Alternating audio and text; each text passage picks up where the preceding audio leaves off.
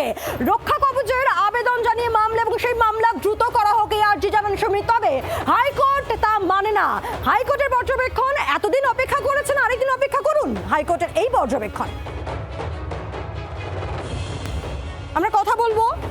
আমাদের সঙ্গে টেলিফোনে রয়েছেন আমাদের প্রতিনিধি অন্নবাংশের কাছে যাবো, তবে তার আগে আরো একবার জানাই আপনাদেরকে যে খালি হাতে হাইকোর্ট থেকে ফিরতে হলো অভিষেক বন্দ্যোপাধ্যায়ের আরেক চালা সুমিত রায়কে। অন্নবাংশ আমাদের সঙ্গে রয়েছেন। অন্নবাংশ, দেখো পায়েল, সেটা সুমিত রায় যিনি হচ্ছেন ভাইপোর আত্মসহায়ক, তার মামলা আজকেও কলকাতা হাইকোর্টের বিচারপতি যিনি দায়িত্বে ছিলেন তিনি শুনলেন না। তিনি বললেন এতদিন তো ওয়েট করলেন, আর একটা দিন ওয়েট করে যান, যদি কালকে রেগুলার বেঞ্চ হয় সেই রেগুলার বেঞ্চে মামলায় শুনবেন। অর্থাৎ খালি হাতেই ফিরতে হলো অভিষেক বন্দ্যোপাধ্যায়ের আত্মসহায়ক সুমিত রায়কে।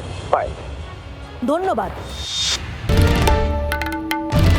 বাংলার আওয়াজ, বাঙালির আবেগ, জি 24 ঘন্টা।